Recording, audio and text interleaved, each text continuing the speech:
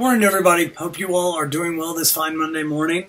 I do have a few announcements to get through before we get started today. Kind of jumping right into it. First and foremost, remember that your competitive landscape is due by midnight tonight. And for just kind of a reminder, that's 3 primary competitors and 2 secondary competitors. As best as you can clearly define them. So I know for some of you it may be a little bit more difficult, and some of you may not have as much competition as others, but do the best you can. If you don't have that many competitors, you can obviously move it down a little bit in terms of 2 and 1. But if you have a problem with that, please let me know. I haven't really been receiving a lot of emails based on this, so not that that's a concern, because it may just mean you get it and you don't need my help, in which case that's great. But in other scenarios, if you are having trouble, please feel free to contact me. Don't be afraid to say, I don't get this at all. I need your help with this. This is what I'm here for again. So I do want to mention that your media flight plan is due on Thursday. That's examples 1 and 2. A couple of you have already sent me some of your examples that you started on, and I think that's great. Please keep sending them. Let me know what you need help with. I will be putting up answers to those questions on Thursday, so you can check your work and see how you're doing. Remember, I do not grade based on the math, but that you're clearly showing your work and telling me that you are doing the assignment correctly and doing it to the best of your abilities. I will mention for homework in next week. Oh, let me back up. I will put a Dropbox up for exercises 1 and 2. So if you want to take a picture, screenshot, scan it, however you want to do it, I will be putting that into an available form for you to submit to this week. So just be on the lookout for that. I will mention also for Media Flight Plan that there will be another 2 examples due next Thursday, so it will be examples 3 and 4. Please make sure you turn those in as well. Again, next Thursday. If you have any questions in between them, that's what I'm here for. Additionally, I want you to do a little bit of research on your brand as well as your competitor. So specifically, I want you to take a look at some of your brand history as well as some of your competitive brand history, just to get a sense of who you are and who your competitors are in this landscape. So, you know, a couple paragraphs just indicating what was the purpose of your brand? What's the purpose of your service? Why does it exist in the first place? You always want to get a sense of that identity when you're trying to promote your brand in the case of a media plan. And again, being able to just have a brief synopsis of who you are and what you do is going to run and pay dividends in the long run. Additionally, I do want you to look at social media for you and your competitors. And these websites will include Facebook, Twitter, Instagram, YouTube, and Pinterest. Now, you may look at some of your competitors or yourself and say, we don't really have a presence on any of those. And that's fine. I don't want you to worry about that if that's something that you don't have much of a presence on. You know, just give me the best assessment that you can about what kind of presence you have. If you don't have a presence at all, which is a very likely scenario for some of these smaller companies, let me know where you do have presence. Let me know where some of your, where you and your competitors are available to reach for the public in this case. So again, if it's Yellow Pages, let me know it's Yellow Pages. If it's print ads, let me know it's print ads. If it's billboards or television commercials, whatever, let me know. I just want to know the presence of where your brand is currently. This will help you with your SWOT analysis that I'll be doing in a couple weeks. But for this one, again, brand history as well as getting a little bit to know about your presence and your competitor's presence. So again, best you can. For some of the specifics that I'm looking for with social media, do look under the totals for those aforementioned social media sites. So I'm talking about followers for Twitter. I'm talking about likes for Facebook and followers for Facebook. I'm talking about views on YouTube, subscribers on YouTube. I'm just looking for all that information to see if, let's say that you have a brand that's keen to taking pictures of food, for instance, and another brand has a very competitive and interesting Instagram page, and you have nothing. Well, that may be a place to look at, and that may be somewhere you want to post some of your social media. So again, very important, especially for your SWOT analysis. It'll kind of give you a better perspective of what you're doing there. SWOT won't be due for a couple weeks, so don't worry about that. The other thing I want is comment valence, and comment valence looks at things like positive, negative, and neutral in terms of what are people saying about your brand. And this doesn't have to be on every social media website, but think about Facebook in terms of reviews. Think about Facebook in terms of comments on posts. Do you have any controversies for your brand? Are you having negative backlash? Or people praising you for your particular brand or services that you do? Those are the kind of things that I'm looking for. And those are the kind of things that I'm really interested in with this competitive landscape. And lastly is post type, in terms of what do you normally post, or what do they normally post? Does it have to do with promotionals, so BOGOs or coupons or that sort of thing? Do they want audience response? So, do they have something that says, list something in the comments of what your favorite is for, like, let's say you're dealing with a smoothie restaurant, for instance, and they say, what's your favorite smoothie that we can put on special? Which is sort of promotional, but the main one is it's eliciting a response in this case. So that can be something you look for. Are they just showing off how cool their products are? So are they saying, we do a good service, or we have a lot of really neat products that we want to demonstrate? These can all be valid ideas to promote within this particular research and this particular presence. So again, that's what I'm looking for.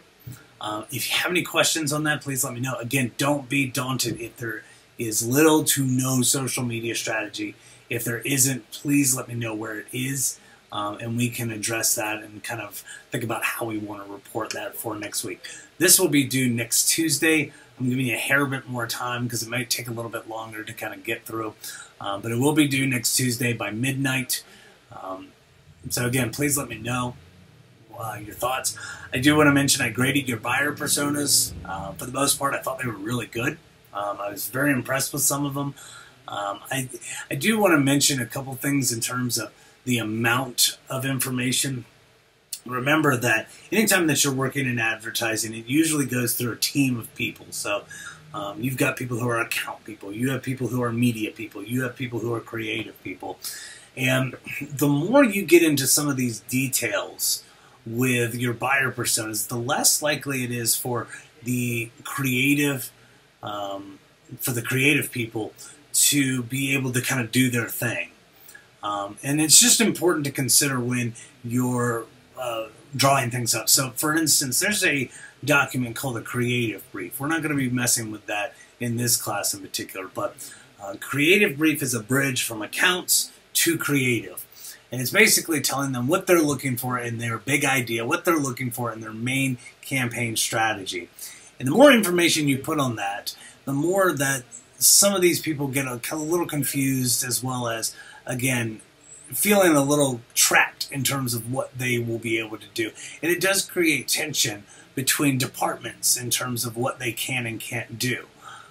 Because, as creative people, they want to explore and do interesting things and think outside the box. And if you're boxing them in so much, there's only so much room you can go with it. So again, it's not to say that they're bad. They're very well done, but just limit them a little bit. And there are a couple that were extremely short, and you obviously want to add a few more sentences of context. That's why I usually say it's about anywhere from 3 to 5 sentences is usually good for a buyer persona. Keep them short and sweet, and especially for your plans book. You don't want to have 4 pages dedicated to a 20-page book based on buyer personas specifically. You got a lot of research that we'll need to do. We got a lot of other things that we really want to bring to life, and again, you don't want to have a 4th or a 5th of your book dedicated specifically to buyer personas. So again,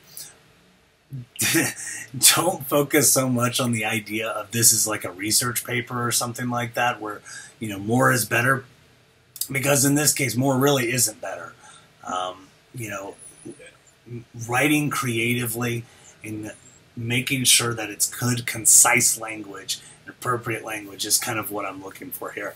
And treat every single one of these like a revise and resubmit. So if you submit something and I'll send it back, you may not get the grade that you really desire out of it. But the reason that I'm doing this is I'm trying to get it back to you at a timely manner so that you can get back to working on it and kind of keep going with it. Because once the project is over, I want you to do as little work in terms of the actual plans book itself. So I don't want you to go back into different assignments time and time again at the very end stages of this project. I want you to be able to take what you have and be able to work in a very easy fashion in this case. So again, if you have questions about that, let me know. But otherwise, it should be pretty straightforward. And again, if it doesn't make any sense, let me know, and we'll try to work through it. I'm trying to actually find my tab. I don't think I lost it. There we go. Sorry about that. So on to chapter 2. I'm not going to spend too much time on it today. I'm going to keep this relatively short because I had a lot of announcements today. But on Tuesday, I'll be talking about this quite a bit in terms of the things that I want you to do and think about. For this goes into a lot of internet communication as well as social media. So these next 2 chapters will be dealing with this. And the first thing they mention goes back to kind of our primary thing that we've talked about with buyer personas, is how do you measure things on the internet. And internet measurement is kind of one of the Rubik's Cubes so far, in terms of every single website has different ways that they measure things. And let me back up. Every social media website has different ways on how they utilize information and measure information. But at the same time, you have things like web page views and hits and all these kind of things that usually come up when you're talking about web technology. And the big thing is to determine how you behave in each channel. And so for social media in particular, I always look at how people behave in terms of how they post. And one of the common things that I've seen, especially with working with the National Student Advertising Competition for years, seeing their work, is that a lot of people are very lazy in their social media strategies. And if we're talking about what we've known from David Meerman Scott, you can't be lazy with this kind of information, because this is one of the most revolutionary media ideas in our generation. We haven't had anything that has compared to the way that we've got interactive technology through the process of social media. And again, what a lot of people do is they kind of cut and paste. So they say, here's my Facebook post, and I'm just going to cut, paste Twitter, Facebook, YouTube, well, not YouTube, Instagram, Pinterest, that kind of thing. And it's the same thing. And you'll see this more and more. And in some cases, that's not inherently a bad thing. But at the same time, every medium is different, and it does different things, and it works in different ways. Facebook is much more informative, whereas Instagram, for instance, is very visually oriented, sensory oriented. And so we got to take those into consideration when we're trying to post with them. So you got to think, how does your target behave in each channel? So on page 12 of your book, I'm turning to it myself, you can start to look at, how people behave in certain channels. And the cool thing, again, with social media is that you can always kind of look through and see what people are saying about it based on responses. And you don't have to go into the nitty-gritty details of every single comment, but you can gather themes pretty quickly and be able to change things pretty quickly. But you have to keep an eye out on it. There's also measurement tools in terms of Nielsen ratings. Actually do cover a lot of digital media, as well as .com score is a good website for it. And you think about it for a second in terms of the way these landscapes do change. So consider usage from your Generation Z for 18 to 24-year-olds in terms of using Facebook. And for the most part, they're not. Most of these generation, again, Gen Zers, are using Snapchat, for instance. This is more of a thing where, again, Facebook has kind of gone by the wayside, mainly because their parents found out about it. They were digital innovators with the Facebook website. And what happens is you don't want to be posting things that your parents might see. So that may be one of the reasons, and that is one of the reasons why Facebook has kind of faltered off in a different age range demographic here. And so you got to define your media objective, which is also on page 12. And so things like raising awareness, growing social media following, specifying action towards your brand. Most will have multiple combinations. Again, that's all on page 12 of your textbook, so a good resource to look at. So the next thing to mention is what's called the digital ecosystem. And every landscape has this, again, ecosystem of how people respond, how people talk, what is the kind of post that you're going to be using here. And for the most part, these are hard to measure, and in many cases, they're also perceived as very invasive because social media is a conversation. And I know that's kind of beating a dead horse by saying social media is social. But what that means is that when we're doing a conversation, it's difficult to sashay your way in as a brand into that conversation. Because again, we want to talk to our family, we want to talk to our friends, we don't want to talk to businesses. And so that can be difficult when it comes to how we perceive our uses on the internet. Because when you use the internet, per your media logs, a lot of you talk about who you're talking to, what you're doing in that case, in terms of when you're viewing the internet, it's very functional. It's very within the bounds of either social or I'm working. Either way, when a brand puts their nose in, people don't like it. And so we've got things like display advertising as part of the ecosystem. And we've seen these all over the place. And typically these are considered relatively ineffective for the most part. So I typically say, tell people to stray away from banner ads for the most part, because when you do things like display advertising, we actually have eye tracking research that indicates that we move past some of those banner ads. So like if you've got one kind of at the top of the marquee, I'll actually skip past it and move down to the actual article itself. As well as on the side. You know, typically people read left to right. So if you've got something on the right, people will probably just skip over it. There's also mobile and tablet-based advertising that's specific to the mobile and tablet. There's also streaming advertisements, so 30, 15, 5-second ads. And interestingly enough, with our research, given the indication of how our attention spans are, and it's been this way for years, even though recent research has said most average attention span is about 6 seconds, which hasn't really changed that much over the past few years. So shorter is better, and it's also cheaper. So if you can get your message out in 5 seconds, that's usually a good way to go. I had a good friend of mine who worked in digital media in terms of advertising, and one of the things he said was, he goes, if you ever remember the social media site Vine, and you may not, but Vine was very special when it came to publishing things that were 7 seconds long. They were 7-second videos. And Vine kind of paved the way a little bit in terms of how these videos were perceived. And people got really creative with 7-second stories. And so in this case, 5-second ads are usually a good way to present this message, because you can present your entire brand in 5 seconds and then you can skip the advertisement. So again, this is why Geico, for instance, has this technology to say, we're going to understand the fact that most people click on the skip ad button when they're faced with a YouTube. YouTube website. So what do?